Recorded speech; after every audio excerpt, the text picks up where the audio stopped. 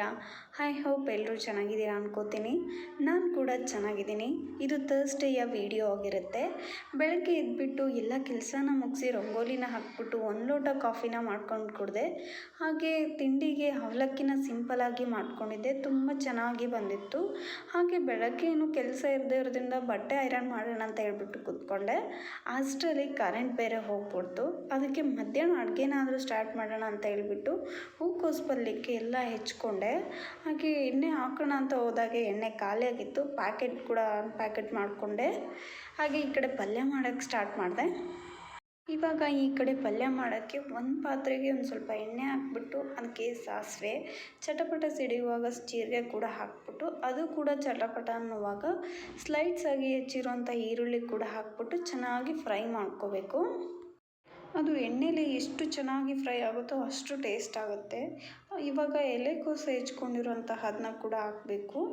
ನಾನು ಎಷ್ಟು ಎಲೆಕೋಸನ್ನ ತೊಗೊಂಡಿದ್ದೀನಿ ಅಂದರೆ ಅರ್ಧ kg ಆಗೋಷ್ಟು ಎಲೆಕೋಸಲ್ಲಿ ಕಾಲು ಭಾಗ ತೆಗೆದುಬಿಟ್ಟು ಹೆಚ್ಕೊಂಡಿದ್ದೀನಿ. ಚಿಕ್ಕದಾಗಿ ಹೆಚ್ಕೊಳ್ಳಿ, ಚೆನ್ನಾಗಿರುತ್ತೆ. ದೊಡ್ಡದಾದರೆ ಸ್ವಲ್ಪ ತಿನ್ನಲಿಕ್ಕೆ ಇಷ್ಟ ಆಗೋದಿಲ್ಲ. ಚಿಕ್ಕದಾಗಿ ಹೆಚ್ಕೊಳ್ಳಿ.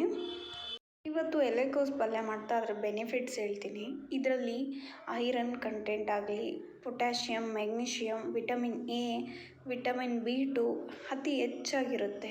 ಇದು ತುಂಬ ಚರ್ಮಕ್ಕೆ ಒಳ್ಳೆಯದು. ಹಾಗೆ ಈಗ ವಯಸ್ಸಾಗ್ತಾ ನಮ್ಮ ಸ್ಕಿನ್ಗೆ ಡಾರ್ಕ್ ಸರ್ಕಲ್ಸ್ ಆಗಲಿ, ಹಾಗೆ ರಿಂಕಲ್ಸ್ ಆಗಲಿ, ಮುಖ ಸುಕ್ಕಟ್ಟೋದಾಗಲಿ ತುಂಬ ಆಗುತ್ತೆ. ಇದಂತೂ ತುಂಬ ಒಳ್ಳೆಯದು. ಹಾಗೆ ಚರ್ಮಕ್ಕಂತೂ ತುಂಬ ಒಳ್ಳೆಯದು. ಈಗ ನೆಕ್ಸ್ಟು ಬೊಜ್ಜು ಕರಗಿಸುವಂಥವ್ರು ಇರ್ತಾರಲ್ವ, ಅವ್ರಿಗಂತೂ ತುಂಬಾ ಒಳ್ಳೆಯದು. ಇದ್ರ ಜ್ಯೂಸ್ ಕೂಡ ಕುಡಿಬೇಕು. ಜ್ಯೂಸ್ ಕುಡಿಯೋಕ್ಕಾಗದೇ ಇದ್ದರೆ ಈ ಥರ ಪಲ್ಯ ಕೂಡ ಮಾಡ್ಕೊಂಡು ತಿನ್ಬೋದು. ಇಲ್ಲಿ ನಮ್ಮ ಹೊಟ್ಟೆ ಭಾಗದಲ್ಲಿ ಎಲ್ಲಿ ಬೊಜ್ಜಿರುತ್ತೋ ಅದು ಆರಾಮಾಗಿ ಕರಗಿಸುತ್ತೆ. ಇದರಲ್ಲಿ ವಿಟಮಿನ್ ಎ ಇರೋದರಿಂದ ನಮ್ಮ ಬಾಡಿಯ ವಯಸ್ಸಾಗುವಂಥದ್ದನ್ನ ಕಾಣದೇ ಇರೋ ಥರ ಮಾಡುತ್ತೆ. ಹಾಗೆ ನಮ್ಮ ಬಾಡಿ ಚರ್ಮಕ್ಕಂತೂ ಇದು ತುಂಬಾ ಒಳ್ಳೆಯದು. ನೀವು ಕೂಡ ಸೇವಿಸಿ. ಇಷ್ಟ ಇಲ್ಲ ಅಂದರೂ ಪರವಾಗಿಲ್ಲ, ವೀಕಲಿ ಆಗಲಿ 15 ಡೇಸ್ಗೊಮ್ಮೆನಾದರೂ ತಿನ್ನಿ, ತುಂಬ ಒಳ್ಳೆಯದು. ಹಾಗೆ ನಮ್ಮ ಮುಖದ ಗ್ಲೋಯಿಂಗ್ ಕೂಡ ತುಂಬ ಹೆಚ್ಚಿಸುತ್ತೆ.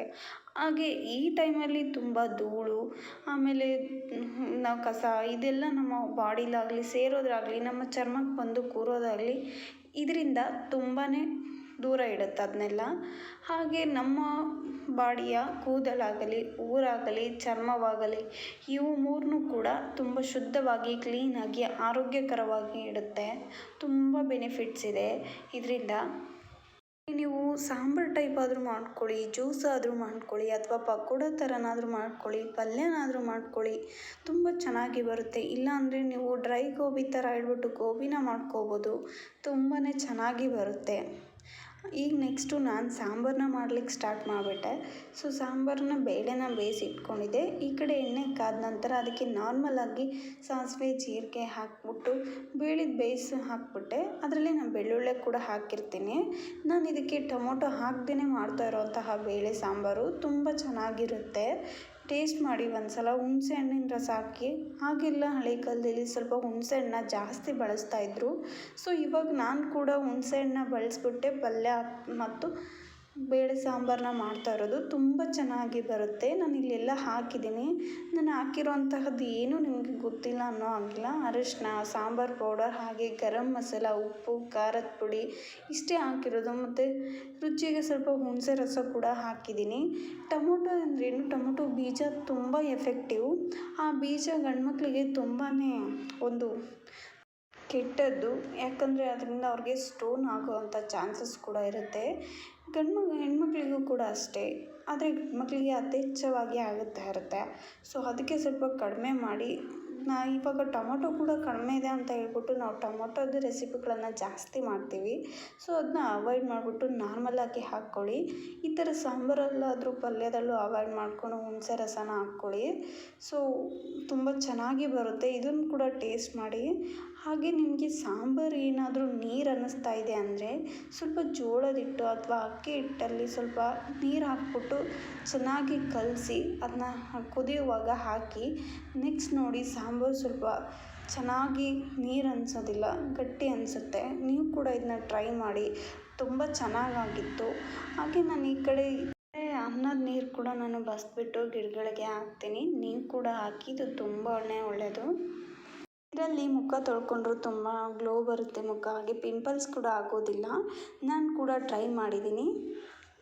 ಈಗ ಈ ಕಡೆ ನಾನು ಅನ್ನಕ್ಕೆ ಕೂಡ ಇಟ್ಕೊಂಡೆ. ಸೊ ನಾನು 12:30 1 ಅವರ್ಗೆ ನನ್ನ ಅಡುಗೆ ಕೂಡ ಮುಗ್ದೋಗ್ಬಿಡುತ್ತೆ ಮಧ್ಯಾಹ್ನ. ಬೆಳಗ್ಗೆ ಹಾಕೋಕ್ಕಿಂತ ತುಂಬ ಚೆನ್ನಾಗಿ ಫಾಸ್ಟಾಗಿ ಬೆಳೆಯುತ್ತೆ.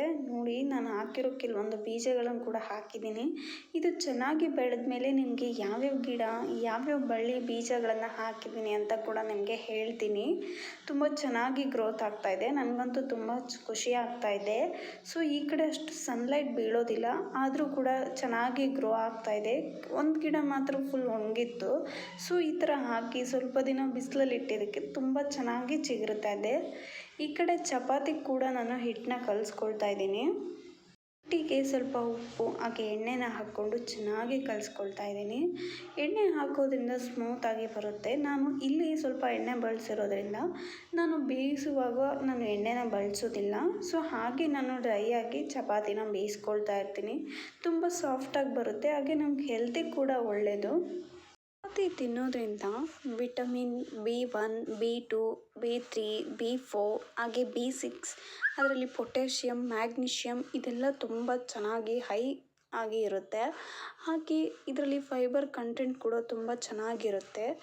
ನೆಕ್ಸ್ಟು ಈ ಚಪಾತಿ ತಿನ್ನೋದ್ರಿಂದ ಮಧುಮೇಹ ಕೂಡ ಕಂಟ್ರೋಲ್ ಆಗುತ್ತೆ. ಅವರು ರಾತ್ರಿ ತಿನ್ನೋದಂತೂ ತುಂಬ ಬೆಸ್ಟ್ ಅಂತಲೇ ಹೇಳ್ಬೋದು. ಹಾಗೆ ನಮ್ಮ ಬಾಡಿಯ ಕೊಲೆಸ್ಟ್ರಾಲ್ ಕೂಡ ಕಡಿಮೆ ಮಾಡುತ್ತೆ. ನಾನು ತುಂಬ ತೆಳ್ಳಗೆ ಎಣ್ಣೆ ಹಾಕ್ದೇ ಚೆನ್ನಾಗಿ ಬೇಯಿಸ್ಕೊಳ್ತೀನಿ. ಸೊ ನಾನು ಫಸ್ಟಲ್ಲಿ ಉದ್ದಿಟ್ಕೊಂಡ್ಬಿಡ್ತೀನಿ, ಯಾಕಂದರೆ ಒಂದೊಂದು ಸಲ ನಾನು ಸ್ಲೋ ಹೋಗ್ತಾ ಇರ್ತೀನಿ. ಸೊ ಅವಾಗ ನಮ್ಮ ಗ್ಯಾಸ್ ಕೂಡ ವೇಸ್ಟ್ ಆಗಬಾರ್ದಲ್ವ. ಸೊ ಅದಕ್ಕೆ ನಾನು ಫಸ್ಟ್ ಉದ್ದಿಟ್ಕೊಂಡ್ಬಿಡ್ತೀನಿ. ಆಮೇಲೆ ಸ್ವಲ್ಪ ಇನ್ನೊಂದು 2-3 ಇದೆ ಅಂದಾಗೆ ಹಂಚನ್ನು ಇಟ್ಕೊಂಡು ನಾನು ಬೇಯಿಸ್ಲಿಕ್ಕೆ ಸ್ಟಾರ್ಟ್ ಮಾಡ್ತೀನಿ. ನಾನು ಯಾಕೆ ಟೊಮೊಟೊನ ಜಾಸ್ತಿ ಯೂಸ್ ಮಾಡಬಾರ್ದು ಅಂತ ಹೇಳಿದೆ ಅಂದರೆ, ಟೊಮೊಟೊದಲ್ಲಿ ಪೊಟ್ಯಾಷಿಯಮ್ ಅಂಶ ಜಾಸ್ತಿ ಆಗಿರುತ್ತೆ. ಅದು ರಕ್ತದಲ್ಲಿ ಜಾಸ್ತಿ ಆದರೆ ಮೂತ್ರಪಿಂಡದ ಕೆಲಸ ದುರ್ಬಲ ಆಗ್ತಾ ಹೋಗುತ್ತೆ. ಅದರಲ್ಲಿ ಗಂಡು ಮಕ್ಕಳಿಗೆ ಬೇಗ ಕಿಡ್ನಿ ಸ್ಟೋನ್ ಆಗುವಂಥದ್ದು ಚಾನ್ಸಸ್ ಇರುತ್ತೆ. ಸೊ ಅದಕ್ಕೆ ಮಿತವಾಗಿ ಬಳಸಿ. ನಾನು ಕೂಡ ಸ್ವಲ್ಪ ಹೆಚ್ಚಾಗಿ ಟೊಮೊಟೊನ ಬೆಳೆಸ್ತಾ ಇದ್ದೆ. ಸೊ ಕೆಲವೊಂದು ನೋಡಿದಾಗ ಹಾಗೆ ಕೆಲವೊಂದು ಹಿರಿಯರ ಮಾತು ಕೇಳಿದಾಗೆ ಗೊತ್ತಾಯಿತು ಇದೆಲ್ಲ. ಸೊ ಅದಕ್ಕೆ ನಾನು ಸ್ವಲ್ಪ ಕಡಿಮೆನೇ ಯೂಸ್ ಮಾಡ್ತಾ ಇದ್ದೀನಿ. ಸೊ ನೀವು ಕೂಡ ಕಡಿಮೆ ಉಪಯೋಗಿಸಿ ಅಂತ ಹೇಳ್ತೀನಿ. ತುಂಬಾ ಸಾಫ್ಟ್ ಆಗಿದ್ವು ಚಪಾತಿ. ಸೊ ಇದು ಹಾಗೆ ಮಾಡಿದಾಗೆ ಮಾತ್ರ ಸಾಫ್ಟಾಗಿರಲ್ಲ, ಸ್ವಲ್ಪ ಹೊತ್ತು ಬಿಟ್ಟು ನೀವು ನೆಕ್ಸ್ಟ್ ಹೊತ್ತಾಗಿ ಊಟ ಮಾಡುವಾಗ ಅಷ್ಟೇ ತುಂಬ ಸಾಫ್ಟಾಗಿರುತ್ತೆ ಚಪಾತಿ. ಬೇಕಿದ್ರೆ ಟ್ರೈ ಮಾಡಿ, ಆಯಿಲ್ ಹಾಕ್ದೇ ತೆಳ್ಳಗೆ ಮಾಡ್ಕೊಳ್ಳಿ, ತುಂಬ ಸ್ಮೂತಾಗಿರುತ್ತೆ. ಆದರೆ ಜಾಸ್ತಿ ಒತ್ತಿಸ್ಕೋಬೇಡಿ. ಹಾಗೆ ಕರೆಂಟ್ ಬಂತು, ಅರ್ಧಕ್ಕೆ ಬಿಟ್ಟಿರೋಂಥ ಐರನ್ ಮಾಡಿಕೊಂಡೆ. ಸೊ ಹಾಗೆ ಮಧ್ಯಾಹ್ನ ಊಟಕ್ಕೆ ಶೇಂಗಾ ಹೋಳಿಗೆ ಹಾಗೂ ತುಪ್ಪ, ಹಾಗೆ ಎಲೆಕೋಸು ಪಲ್ಯ, ಚಪಾತಿ, ಹಾಗೆ ಬೇಳೆ ಸಾಂಬಾರು, ಅನ್ನ ಹೀಗಿತ್ತು ನನ್ನ ಮಧ್ಯಾಹ್ನದ ಊಟ. ಹಾಗೆ ಸಂಜೆ ಆಗ್ತಾಯಿತ್ತು, ಅವಾಗ ನಮ್ಮ ಸ್ವಲ್ಪ ಡಾಕ್ಯುಮೆಂಟ್ಸ್ ಕೂಡ ಕ್ಲೀನಾಗಿ ಇಟ್ಕೊಂಡೆ. ನೋಡಿ ನಮ್ಮ ಹಳೆ ಮೆಮೊರೀಸ್ ಎಲ್ಲ ಹೇಗಿದೆ. ನನಗಂತೂ ತುಂಬ ಖುಷಿ ಆಗ್ತಾ ಇರುತ್ತೆ ಇವನ್ನೆಲ್ಲ ನೋಡುವಾಗ. ಇಲ್ಲಿ ನಾವು ಹೇಗಿದ್ವಿ, ಹೇಗೆ ಬೆಳೀತಾ ಬಂದ್ವಿ ಅನ್ನೋದು. ಹಾಗೆ ಸಂಜೆ ಸ್ನ್ಯಾಕ್ಸಿಗೆ ಡಿಫ್ರೆಂಟಾಗಿ 3 ಟೈಪ್ಸ್ ಪಕೋಡನ ಮಾಡಿದ್ದೀನಿ. ಒಂದು ಫ್ರೆಂಚ್ ಫ್ರೈಸ್ ಥರ ಒಂದು ಡಿಫ್ರೆಂಟ್ ಪಕೋಡ, ಹಾಗೆ ಒಂದು ಎಲೆಕೋಸು ಪಕೋಡ, ಹಾಗೆ ನಾರ್ಮಲಾಗಿ ಈರುಳ್ಳಿ ಪಕೋಡ ಕೂಡ ಮಾಡ್ಕೊಂಡಿದ್ದೀನಿ. ನಮ್ಮ ಮನೆಯವ್ರಿಗೂ ಕೂಡ ಏನೋ ತಿನ್ನಬೇಕು ಅಂತ ಅನ್ನಿಸ್ತಾ ಇತ್ತು. ಅವ್ರು ಕೂಡ ನನಗೂ ಅಷ್ಟೇ ಹಂಗೆ ಅನ್ನಿಸ್ತಾ ಇತ್ತು, ಏನಾದರೂ ಮಾಡು ಮನೇಲಿ ಅಂದರು. ಸೊ ಅದಕ್ಕೆ ಎಲ್ಲ ಹಿಟ್ಟು ಇತ್ತಲ್ವ, ಸೊ ಅದಕ್ಕೆ ಯೂಸ್ ಮಾಡಿಕೊಂಡು ಕಾರ್ನ್ಫ್ಲೋರ್, ಮೈದಾ, ಹಾಗೆ ಅಕ್ಕಿ ಹಿಟ್ಟು, ಹಾಗೆ ಕಡಲೆ ಹಿಟ್ಟನ್ನ ಯೂಸ್ ಮಾಡಿಕೊಂಡು ನಾನು ಮಾಡಿರೋದು. ಇನ್ನು ಉಪ್ಪು, ಖಾರ, ಗರಂ ಮಸಾಲ, ಹಾಗೆ ಸ್ವಲ್ಪ ಅರಿಶಿನ ಇದನ್ನೆಲ್ಲ ನಾರ್ಮಲಾಗಿ ಹಾಕಿದ್ದೀನಿ. ಅದಕ್ಕೆ ನೀರು ಎಷ್ಟು ಬೇಕು ಅಷ್ಟಕ್ಕೆ ಹಾಕ್ಕೊಂಡು ಕಲಿಸ್ಕೊಂಡು ಚೆನ್ನಾಗಿ ಸ್ವಲ್ಪ ಹೊತ್ತು 10 ನಿಮಿಷ ಬಿಟ್ಟೆ. ತುಂಬ ಚೆನ್ನಾಗಾಗುತ್ತೆ ಒಂದು 10 ಮಿನಿಟ್ಸ್ ಬಿಡೋದ್ರಿಂದ. ನನಗೆ ಇದರಲ್ಲಿ ಮೇನ್ ಯಾವ್ದು ಇಷ್ಟ ಆಗುತ್ತೆ ಅಂದರೆ ಆಲೂಗಡ್ಡೆಯಲ್ಲಿ ಮಾಡೋವಂಥದ್ದು ಚೆನ್ನಾಗಿರುತ್ತೆ. ಈ ಕಡೆ ಫ್ರೆಂಚ್ ಫ್ರೈಸು ಅಲ್ಲ, ಈ ಕಡೆ ಪಕೋಡನೂ ಅಲ್ಲ, ತುಂಬ ಚೆನ್ನಾಗಿರುತ್ತೆ. ನನಗದು ತುಂಬ ಇಷ್ಟ. ಸೊ ಸ್ಪೈಸಿ ಆಗಿರುತ್ತೆ. ಸ್ವಲ್ಪ ಕೆಚಪ್ ಕೂಡ ಹಾಕ್ಕೊಂಡು ತಿಂದರೆ ಅಂತೂ ಚೆನ್ನಾಗಿರುತ್ತೆ. ಸೊ ಹೋಟ್ಲಲ್ಲಿ ಹೇಗಿರ್ತದೋ ಹಾಗೆ ಅನಿಸುತ್ತೆ ಮನೇಲಿ ಕೂಡ. ನಾನು ಯಾವುದೇ ರೀತಿಯ ಫುಡ್ ಕಲರ್ ಯೂಸ್ ಮಾಡಿಲ್ಲ. ನಿಮಗೆ ಬೇಕಿದ್ರೆ ಫುಡ್ ಕಲರ್ ಹಾಕ್ಕೋಬೋದು ಇದರಲ್ಲಿ. ನಾನು ಫುಡ್ ಕಲರ್ ಹಾಕಿಲ್ಲ, ತುಂಬ ಚೆನ್ನಾಗಿ ಬಂದಿತ್ತು. ಫುಡ್ ಕಲರ್ ಹಾಕೋದ್ರಿಂದ ಕಲರ್ ಬರುತ್ತೆ ಅಷ್ಟೇ, ಅದರಿಂದ ಸೈಡ್ ಎಫೆಕ್ಟ್ಸ್ ಇರುತ್ತೆ. ಸೊ ನೋಡಿ, ನಿಮಗೆ ಬೇಕಿದ್ರೆ ಹಾಕ್ಕೊಳ್ಳಿ, ಅದಕ್ಕೆ ನಾನು ಹಾಕ್ಕೊಂಡಿಲ್ಲ. ನೀವು ಬೇಕಿದ್ದರೆ ಆ್ಯಡ್ ಮಾಡ್ಕೊಳ್ಳಿ. ಸೊ ಅದು ಕಲರ್ ಕೂಡ ಚೆನ್ನಾಗಿ ಬರುತ್ತೆ. ನಾವು ಹೊಸದಾಗಿ ಖಾರ ಪುಡಿನ ಹಾಕ್ಸಿದ್ವಿ, ಅದು ತುಂಬ ಚೆನ್ನಾಗಿ ಕಲರ್ ಇತ್ತು. ಸೊ ಅದೇ ಕಲರ್ ಆಗಿದೆ, ತುಂಬ ಚೆನ್ನಾಗಿ ಕಾಣುತ್ತೆ. ನೀವು ಕೂಡ ಟ್ರೈ ಮಾಡಿ. ನಾನು ಯಾವಾಗಾದರೂ ಒಂದು ಸಲ ಮಾಡೋದಷ್ಟೇ. ಈ ಆಯಿಲ್ ಅಲ್ವಾ, ಸ್ವಲ್ಪ ಕಡಿಮೆ ಕೂಡ ತಿನ್ನೋದು. ಈ ಚಳಿ ಟೈಮಲ್ಲಿ ಸ್ವಲ್ಪ ತಿನ್ಬೇಕನ್ಸುತ್ತೆ, ಅದಕ್ಕೆ ಯಾವಾಗಾದರೂ ಮಾಡ್ತಾಯಿರ್ತೀನಿ ಅಷ್ಟೇ. ಸೊ ನೀವು ಅಷ್ಟೇ ಮಕ್ಕಳಿಗೆ ಅಥವಾ ನಿಮ್ಮ ಹಸ್ಬೆಂಡ್ಗೆ, ನಿಮ್ಮ ಫ್ಯಾಮಿಲಿಗೆ ಖಂಡಿತ ಮಾಡಿಕೊಡಿ. ತುಂಬ ಇಷ್ಟಪಟ್ಟು ಮತ್ತೊಮ್ಮೆ ಯಾವಾಗಾದರೂ ಕೇಳೇ ಕೇಳ್ತಾರೆ. ಈ ಎಲೆಕೋಸು ಪಕೋಡ ಅಂತೂ ನಮಗೆ ಊಟದ ಜೊತೆಗೆ ತುಂಬ ಚೆನ್ನಾಗಿರುತ್ತೆ. ನೀವು ಕೂಡ ಟ್ರೈ ಮಾಡಿ. ನಾನು ಇವಾಗ ಯಾವುದಕ್ಕೂ ಸೋಡಾ ಬಳಸಿಲ್ಲ. ಸೊ ನೀವು ಹಾಕ್ಕೊಳ್ಳೋದಿದ್ರೆ ಸೋಡಾ ಕೂಡ ಹಾಕ್ಕೊಳ್ಳಿ. ನಾನು ಇಲ್ಲಿ ಎಲ್ಲ ಕಲಸಿಟ್ಟು 10 ಮಿನಿಟ್ಸ್ ಬಿಟ್ಟು ಎಣ್ಣೆ ಕಾದ್ಮೇಲೆ ಚೆನ್ನಾಗಿ ಅವನ್ನ ಫ್ರೈ ಮಾಡಿಕೊಂಡೆ.